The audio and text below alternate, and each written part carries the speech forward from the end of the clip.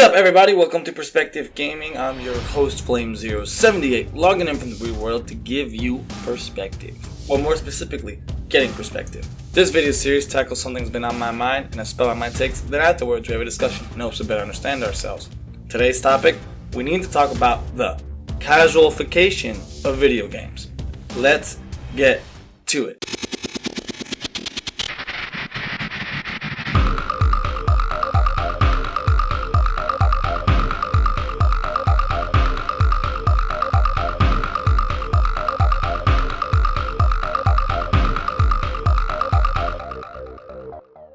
What is the difference between gamers of a certain game? How do you distinguish them? Well, that is quite simple. That is called the skill gap. The skill gap is what allows the breakdown between pros, semi-pros, casuals. The skill gap is what makes games competitive, or at the very least makes game on a different level of play. And recently, it seems like games are trying to reduce this gap, all to accommodate players like me, the casual gamer. Well, sure, I do consider myself pretty good at games, and when I do play frequently enough, I do get pretty decent and can play on a high level. But I will always be a casual gamer because most of the world are filled with casual gamers. Casual gamers can play games maybe 2 hours a day or manage to even lock in 30 hours a week. But a casual is a label, in my opinion, that is just for gamers who play the game to just have fun and not to really master the game to play on that next level. If you really wanted to break it down between levels, there's just playing, then there's high level play, and then there's like pro play, you know? Like there's different tiers. And sure, casual gamers can get good at the game. Like I said, there are tiers.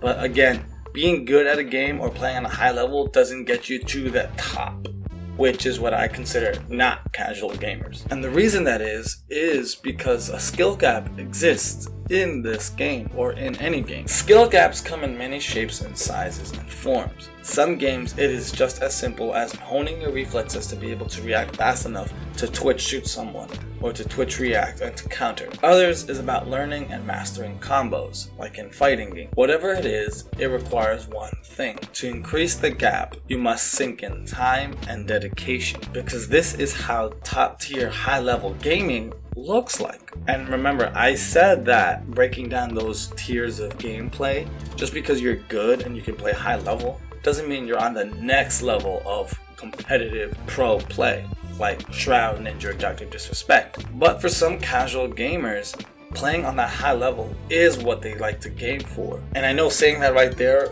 makes things confusing and trying to understand my point.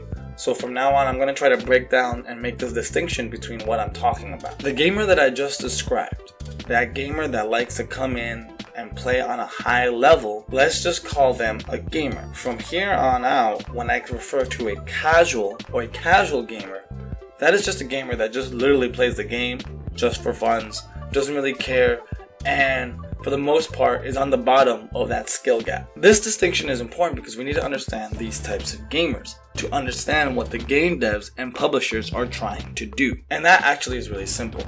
All they're trying to do is to make sure that the encounters between a gamer and a casual are even as possible. And this is only done by reducing that skill gap, making it so no matter what, it's anyone's game. The gamer who played 100 matches has the same chance of victory as someone who's played 2. In reality, this is always the case because games have a chance of luck in them. But to be frank and to be honest, that gets reduced greatly if the skill gap is there. There are chances of you losing when you're a top tier player to someone who is not is very slim once you widen that gap big enough. And this all comes about because I've been analyzing and looking at the changes that have been going on in Fortnite, especially in Season 5. From what I've been seeing has been triggering a lot of the core fan base. Fortnite faithfuls feel like the game is trying to reduce this said gap that I've been talking about.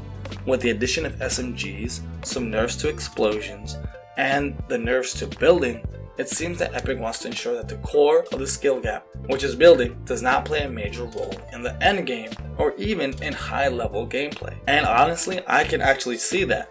From last season to this season, when I'm playing, I can see this change affect dramatically some of my encounters. And even watching videos of top tier players, I've seen them in the past being able to just outmaneuver someone because their building was good and the building structures were good enough to allow them to get out of crazy situations. And the key thing was that gamers that played Fortnite and the dedicated faithfuls that took the time to understand that mechanic now feel cheated, because now anyone can just come in and wreck them with these new weapons and just destroy any skill gap that there once was. And I understand that frustration, but it is also very interesting to see the different takes on the changes. Like flipping it around and understanding Epic's point of view, they do want this game to be on esport level. And from what they've seen in their top tier games and game fights from top tier players in the past, is that the end game just comes down to who can build a great tower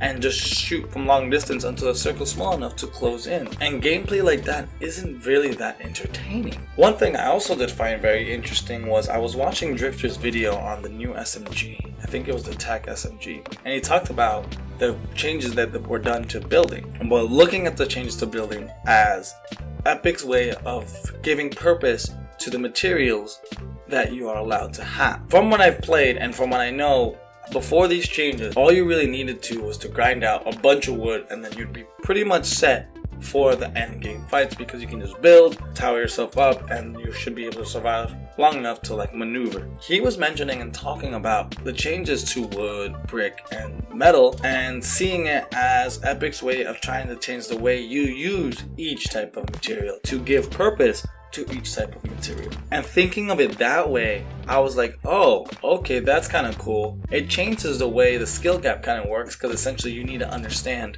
in a deeper level how to use wood versus brick versus metal.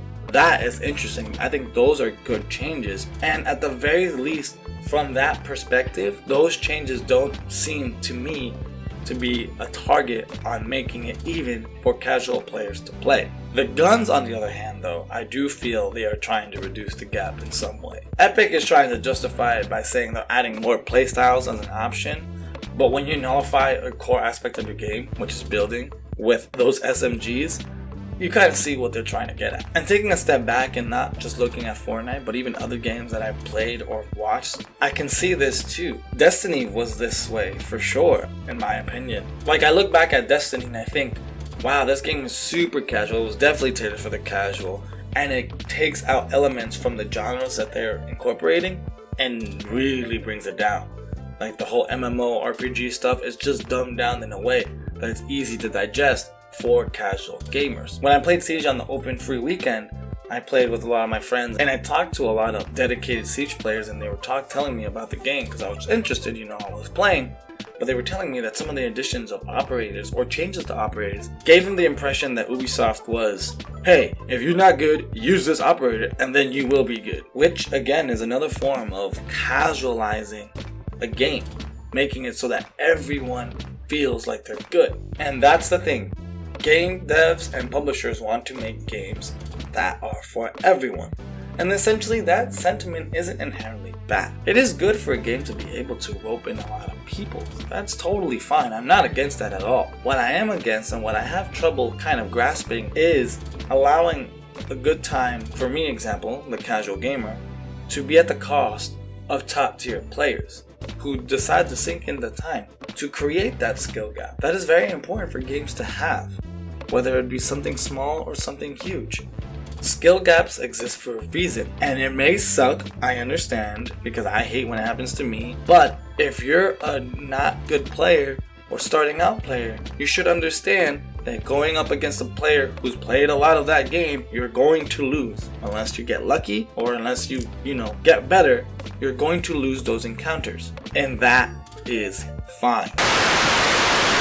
And that is the end of this video. Thank you for tuning in on this installment of Getting Perspective. These are just one man's thoughts, but now it is time I turn it over to you. I covered and talked about the Fortnite changes because that's one of the main games that I've played. But are there any other games that you play that are doing similar changes to try to reduce the skill gap? If so, let me know about those games and let me know how you feel about those changes. And how do you feel overall about games making it an even playing field? Leave all this and more in the comment section down below. If you enjoyed this video, please support this channel by giving me a thumbs up. I would greatly appreciate that, as it will let me know to give you more of this type of content. To stay updated on the latest and greatest over here, please hit the subscribe button and make sure to hit the notification bell. That way, you know when my next video drops. I release weekly videos such as gaming discussion videos, gameplays, and other gaming variety content. This is Perspective Gaming. I'm your host, Flame078. Logging off for now, and until next time, adios!